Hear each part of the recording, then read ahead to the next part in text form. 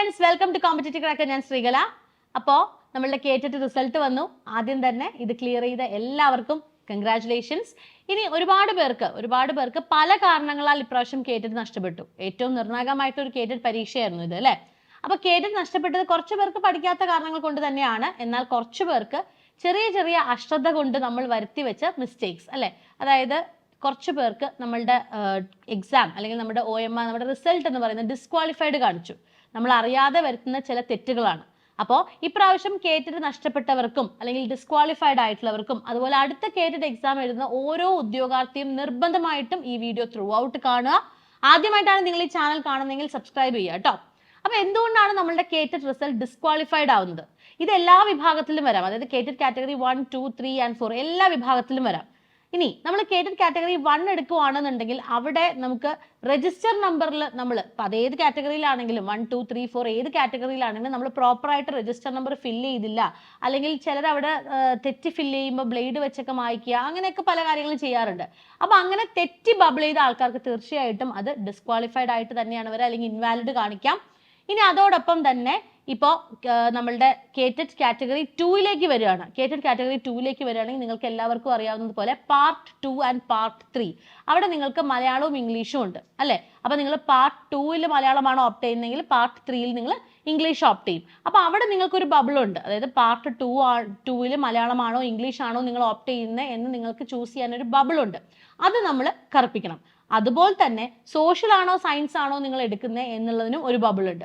അതും നിങ്ങൾ എന്ത് ചെയ്യണം? ചൂസ് ചെയ്യണം, വേണ്ടേ? അപ്പൊ ഇത് ചൂസ് ചെയ്തില്ല എങ്കിൽ നിങ്ങൾക്ക് എന്ത് സംഭവിക്കും? നമ്മളുടെ OMR അല്ലെങ്കിൽ നമ്മുടെ റിസൾട്ട് അവിടെ ഡിസ്ക്വാളിഫൈഡ് തീർച്ചയായിട്ടും കാണിക്കും.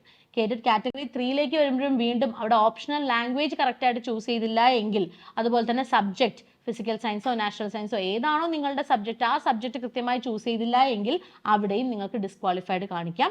അതുപോലെ തന്നെ നമ്മുടെ രജിസ്റ്റർ നമ്പർ, അതാണ് ഏറ്റവും പ്രധാനം എന്ന് പറയുന്ന രജിസ്റ്റർ നമ്പർ പ്രോപ്പർ അല്ല എങ്കിൽ തീർച്ചയായിട്ടും ഡിസ്ക്വാളിഫൈഡോ ഇൻവാലിഡോ കാണിക്കാം. മാർക്ക് ഡിസ്ക്വാളിഫൈഡ് ആണ് എങ്കിൽ നിങ്ങളുടെ മാർക്ക് എൻറ്റേർഡ് ആയിരിക്കില്ല. എവിടെ? നമ്മൾക്ക് ഇപ്പോൾ വന്നിരിക്കുന്ന മാർക്ക് ഷീറ്റിൽ നിങ്ങളുടെ മാർക്ക് എൻറ്റേർഡ് ആയിരിക്കില്ല. ശരിയല്ലേ? അപ്പൊ ഇതാണ് അതിന്റെ ആക്ച്വൽ റീസൺ. ഇപ്പൊ കോമ്പറ്റേറ്റീവ് ക്രാക്കറിനെ സംബന്ധിച്ചിടത്തോളം പറയുകയാണെങ്കിൽ ഞങ്ങളുടെ തലേ ദിവസം ഞങ്ങളുടെ കുട്ടികൾക്ക് ഇൻഹൗസ് പ്രോഗ്രാം വെക്കും. ഇൻഹൗസ് കുട്ടികൾക്കായിട്ടുള്ള ഒരു ലൈവ് സെഷൻ വെക്കും. അതിൽ കൃത്യമായിട്ട് എങ്ങനെയാണ് OMR ഫില്ല് ചെയ്യേണ്ടത്, OMR ഫില്ല് ചെയ്യുമ്പോൾ നിങ്ങൾ എന്തൊക്കെ കാര്യങ്ങൾ ശ്രദ്ധിക്കണം എന്നുള്ളത് കൃത്യമായിട്ട് നമ്മൾ പറഞ്ഞു കൊടുക്കാറുണ്ട്. അപ്പൊ എക്സാമിന് മുൻപ് ആദ്യമായിട്ട് എക്സാം എഴുതുന്ന ഒരുപാട് പേർക്ക് ഇത് സംഭവിച്ചിട്ടുണ്ട്. കഴിഞ്ഞ പ്രാവശ്യങ്ങളെ കമ്പയർ ചെയ്ത് വെച്ച് നോക്കുകയാണെന്നുണ്ടെങ്കിൽ ഇപ്രാവശ്യം കുറച്ചധികം ആൾക്കാർക്ക് ഈ ഡിസ്ക്വാളിഫൈഡ് അല്ലെങ്കിൽ ഇൻവാലിഡ് വന്നിട്ടുണ്ട്. ടെൻഷൻ കൊണ്ടാവാം, അല്ലെങ്കിൽ എന്തെങ്കിലും കാരണങ്ങൾ കൊണ്ടാവാം. എന്ത് തന്നെ ആയാലും കഴിഞ്ഞത് കഴിഞ്ഞു, അല്ലെ? അപ്പൊ ഇനി കേറ്ററ്റ് എക്സാം എഴുതുന്ന ഓരോ ഉദ്യോഗാർത്ഥിയും നിർബന്ധമായിട്ട് മനസ്സിലോർത്ത് വെക്കുക, നമ്മൾ പഠിച്ചതുകൊണ്ട് മാത്രം നമ്മളുടെ എന്ത് തീരുന്നില്ല?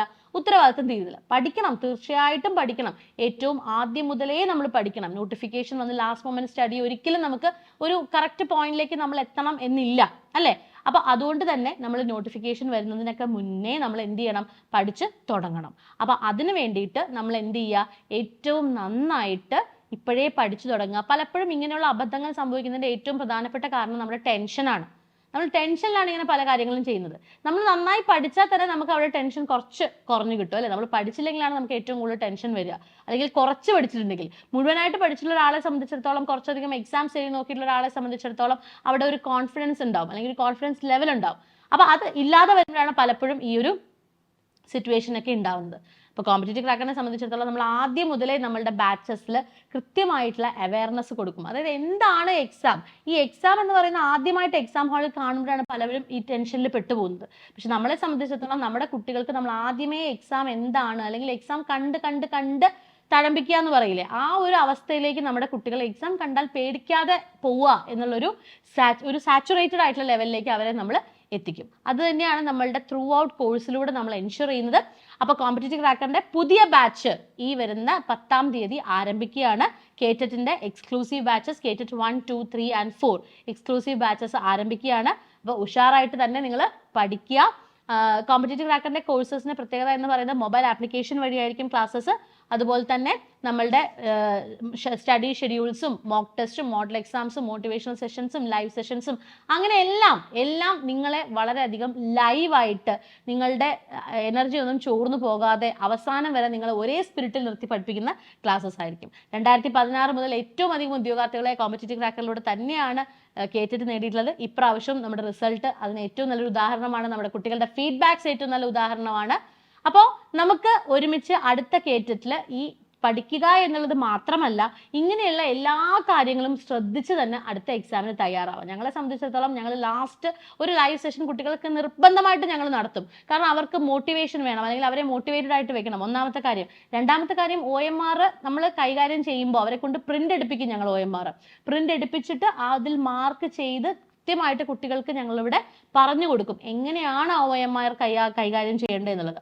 OMRൽ വരുത്തുന്ന മിസ്റ്റേക്സ് തന്നെയാണ് പലപ്പോഴും എന്തെത്തുന്നത്, നമ്മുടെ ഇൻവാലിഡ് സ്റ്റേറ്റിലേക്ക് എത്തുന്നത്.